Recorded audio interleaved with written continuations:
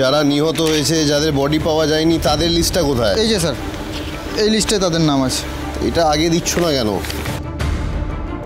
পড়ো, নামগুলো পড়ো। স্যার, ত্রিদীপ সেন, দিশা ব্যানার্জি। এই আপনি দিদির কাছে যান, দিদির কাছে না, আমি দেখছি, আমি আসছি সামনে। সরি, বলো। অরূপ দে, সুধাময়ী বসু মল্লিক।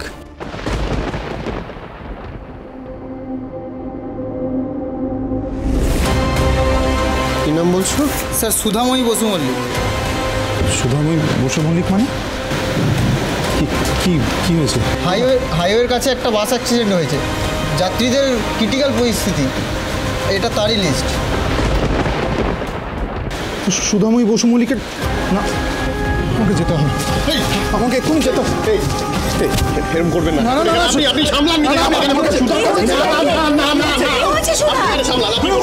উনি বলছেন সুধার নাকি অ্যাক্সিডেন্ট হয়েছে। আমি নিজে যাবো, আমি নিজে যাবো। আপনি এখানে বসুন, আমি নিজে যাবো। এই গাড়ি বের করো।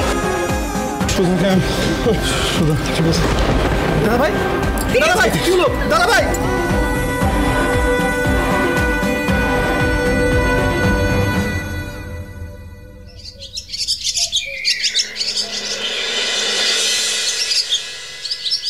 মা, ঠাকুরজিকে শুয়ে দিয়ে এসেছি।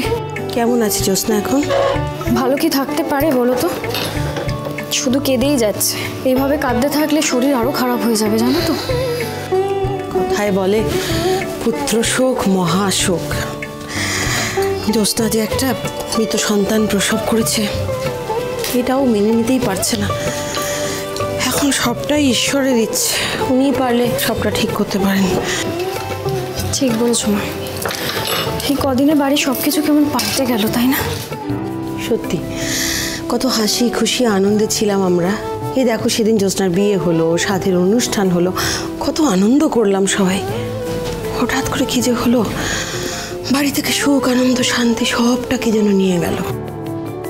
ঠিক বলেছো মা, যেই বাড়িতে একটা সময় শুধু আনন্দ হই হয়ে শব্দ শোনা যেত, সেখানে এখন শুধু হাউতা শোনা যাচ্ছে। দিদিভাইয়ের এখনো কোনো খোঁজ পাওয়া গেল না। আশুতোষবাবু কোথায় কোথায় ঘুরে বেড়াচ্ছেন দিদিভাইকে খোঁজার জন্য, আর ওদিকে ঠাকুরজি খুব ভেঙে পড়েছে।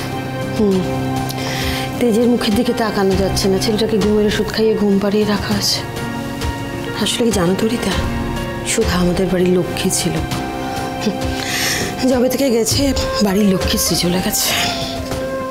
এদিকে তোমার জেঠু কিরকম গুমড়ে গুমড়ে আছেন, কারোর সঙ্গে ভালো করে কথাবার্তাও বলছেন না। কিছু মনে করো না মা, দাদাভাই কি দিদিভাইয়ের সাথে ঠিক করলো?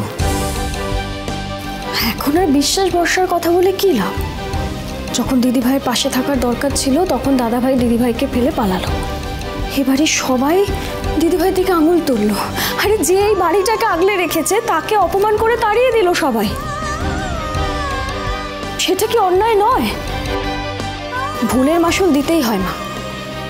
আমরা দিদিভাইয়ের সাথে যে অন্যায় করেছি, হয়তো তারই ফল ভোগ করতে হচ্ছে আমাদের। হ্যাঁ, আমিও একটা সময় ষড়যন্ত্র করে দিদিভাইয়ের অনেক ক্ষতি করার চেষ্টা করেছি, কিন্তু বিশ্বাস করো মা, এখন দিদিভাইয়ের ওপর যে অন্যায় হচ্ছে সেটা আমি মেনে নিতে পারছি না। শুভ বিবাহ সোম থেকে রবি প্রতিদিন রাত 10:30টায় স্টার জলসায় ও জিও হটস্টারে।